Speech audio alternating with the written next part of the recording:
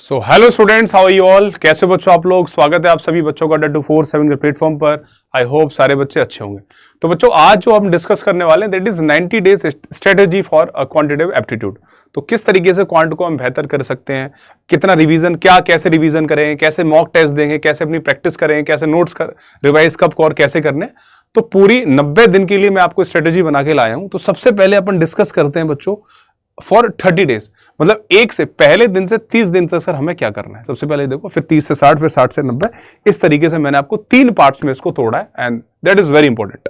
तो अगर बात करें बच्चों अपने क्वांट की, तो सबसे ज्यादा तो फोकस हमें करना है अपने टॉपिक्स पर, that is simplification, percentage, profit loss, ratio, proportion, time and work, time and distance.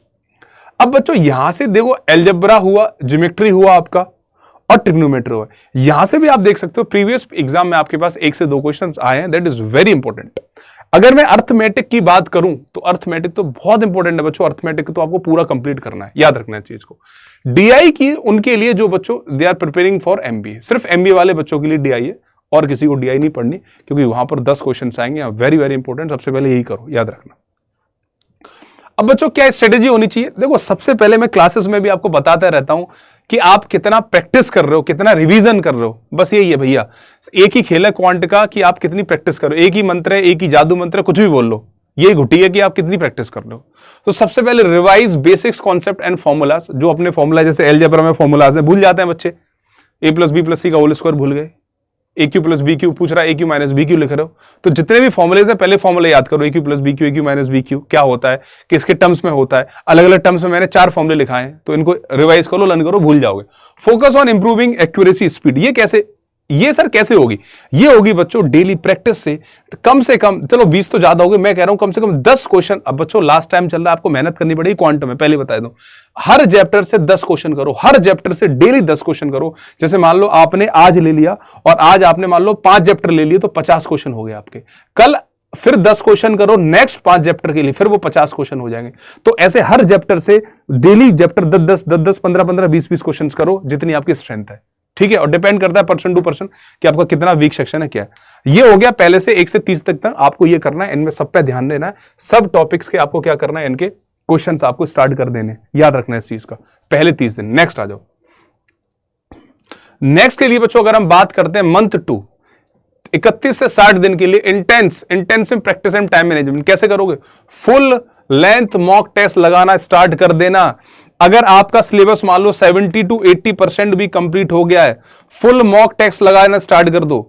यहां पर आप सेक्शनल मॉक टेस्ट लगा सकते हो, उसमें लिखा नहीं, मैंने भूल गया। यहां पर आप सेक्शनल मॉक टेस्ट लगा सकते हो। जैसे मान लो आपने परसेंटेज पढ़ लिया, तो परसेंटेज के सेक्शनल मॉक टेस्ट स्टार्ट कर दो कि भैया हमने परसेंटेज पूरा पढ़ लिया, हमने रिवीजन कर लिया, सर ने जो हमने पीडीएफ दी है उसको हमने पूरा कर लिया, बुक दे रखी है उसके क्वेश्चंस कर लिए, पूरा हो गया। अब टेस्ट लगाएंगे मॉक टेस्ट। मॉक कैसे, सेक्शनल टेस्ट लगाओ। इसके बाद जैसे ही सिलेबस 70 to 80% हो जाए आपका, देन आप फुल मॉक टेस्ट पे आ जाओ, चुपचाप से आ जाओ, बिना कुछ सोचे समझे टेस्ट देना स्टार्ट कर दो। इनके मतलब इनके अगर ये नहीं करोगे तो कुछ नहीं हो सकता, ये याद रखना। टाइम मैनेजमेंट कैसे करोगे, कैसे पता चलेगा आप कितने टाइम में कर रहे हो, मॉक टेस्ट से पता चलेगा। इनको छोड़ मत देना, पेपर तो मैं छोड़ देगा, बता रहा हूं तुम लोगों को।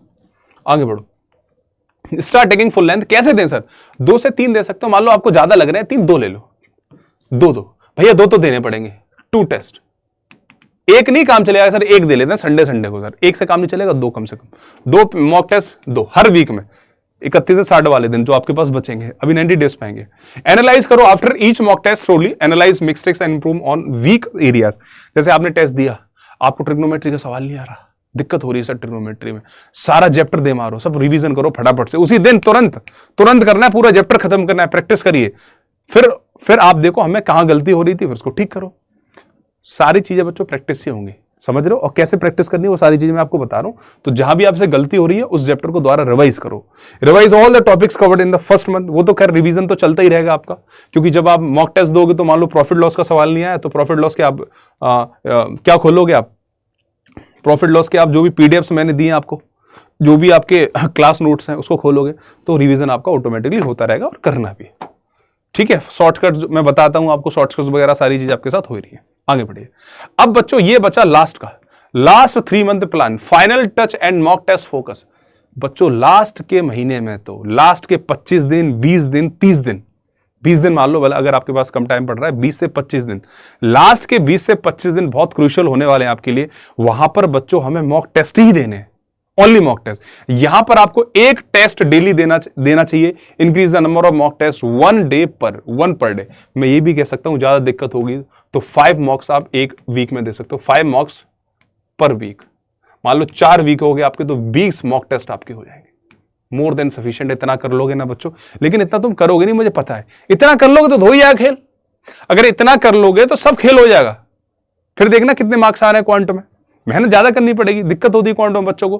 प्रैक्टिस करो, प्रैक्टिस से डरो मत। Work on speed and accuracy, ये आपको इसी से पता चलेगा मॉक टेस्ट। जब आप मॉक टेस्ट दोगे ना तो अब ये अपना काम, ये काम अपने आप होता चला जाएगा स्पीड एंड एक्यूरेसी का। जो मैं ट्रिक्स बताता हूं आप लोगों को, जो मैं पढ़ाता हूं आपको पेड में, यूट्यूब पे भी पढ़ा रहा हूं, तो बता रहा हूं ना कि ऐसी चीजों को ऐसे करो, ऐसे हम चीजों को जल्दी कर सकते हैं। तो आप पे काम करना पड़ेगा भाई, लिमिटेड टाइम है। ठीक है।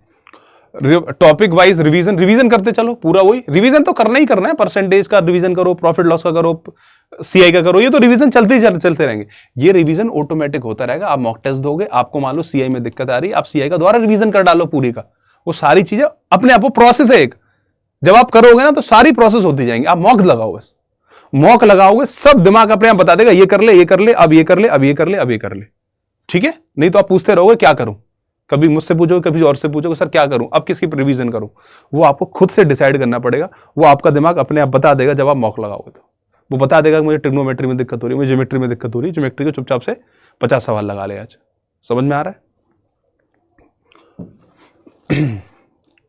ठीक है। हाई वेटेज टॉपिक्स, जैसे हाई वेटेज टॉपिक मैंने जैसे बताया, अर्थमेटिक पूरा कर लो बच्चों। स्टार्टिंग मैंने बताया था percentage, profit loss, CSI, time and distance ratio, time, ये सारी चीजें कर लो। ये हाई वेटेज टॉपिक्स ही हैं। समझ में आ रहा नहीं आ रहा? और वैसे तो सारे ही आपको करना है। जो बच्चे एमई के लिए प्रिपरेशन कर रहे हैं उनको तो पूरा करना है, एक चैप्टर नहीं छोड़ना। तनिक सा भी आ जाओ। वीक एरियाज पे फोकस करेंगे। Focus on your weak areas. कैसे पता चलेगा? यहीं से पता चलेगा मॉक से ही सर क्या कर रहा है। But do not neglect your strength. Strength भी नेग्लेक्ट नहीं करनी, वो तो है ही सर अपने साथ। वीक एरिया बस वही, डेली 50 क्वेश्चन लगाओ जिसको आपको दिक्कत है। If quantitative reasoning is a weak area then practise 50 questions daily from those topics. जैसे मान लो वही मैंने बताया कि ज्योमेट्री में दिक्कत हो रही है तो ज्योमेट्री को उठाओ, 50-100 सवाल, मैं तो 100 बोल रहा हूँ, 100 सवाल उसी दिन लगा दो। ज्यादा लग रहे हैं तो 50, 50 से 100, 50 से कम नहीं चलेगा। ये बच्चों आपकी स्ट्रेटजी होनी चाहिए लास्ट के 90 डेज तक की, जो मैंने आपको अब बताइए पूरी कंप्लीट। ये स्ट्रेटजी आपकी होनी चाहिए। अगर इस तरीके से आप चलते हो तो आपको कोई परेशानी नहीं आएगी। अगर आपको तब भी कोई प्रॉब्लम है तो कमेंट सेक्शन में मुझे जरूर बता के जाना कि आज जो स्ट्रेटजी मैंने बताई आपको कैसी लगी। और अगर कोई डाउट है और भी आप कमेंट सेक्शन में ड्रॉप कर सकते हो। और बच्चों अगर कोई बैच आप ज्वाइन करना चाहते हो, कोई भी बैच आप ज्वाइन करना चाहते हो, मेरा कोड है AMA20, इस कोड को यूज करो। और अगर कोई और भी दिक्कत है तो मुझे बच्चों मेल कर देना। मैं मेल ID बता देता हूँ अपनी, इस पर मुझे मेल कर दो, मैं सारी चीजें आपको पूरा गाइडेंस दे दूंगा। aman.chaturvedi, मैं पूरी गाइडेंस दे दूंगा आपको कैसे क्या करना है, कौन सा बैच परचेस करना है, नहीं चाहते तो उसका क्या करना है, सारी चीजें मैं आपको बता दूंगा। इस पर मेल कर लेना बस, adda247.com। मेल में आप मुझे एक तो सबसे पहले अपना नाम, किस कोर्स मतलब किस कैटेगरी से किसकी प्रिपरेशन कर रहे हो आप, और अपना फ़ोन नंबर ज़रूर लिखना, और आप कहाँ से हो आप, है ना, हाँ जहाँ से वो बता देना। ठीक है। अपना नाम, कैटेगरी आपकी किसके लिए प्रिपरेशन कर रहे हो, अपना फ़ोन नंबर और आप कहाँ से हो, ये 4 डिटेल इस पर मुझे मेल कर देना। मैं आपसे कनेक्ट करूँगा जल्दी से जैसे टाइम मिलता है। और जो भी आपको गाइडेंस दे सकता हूँ वो पूरी गाइड करूँगा, आपको पूरी मेंटोर करूँगा कि हमें यहाँ से कैसे आगे बढ़ना चाहिए। ठीक है बच्चों। सो आई होप ये इन्फॉर्मेशन आपको अच्छी लगी हो। अगर अच्छी लगी तो वीडियो को लाइक एंड शेयर करके जरूर जाएंगे और कमेंट सेक्शन में बता के जाएंगे कैसी आपको इन्फॉर्मेशन लगी। Thank you very much. जय श्री राम।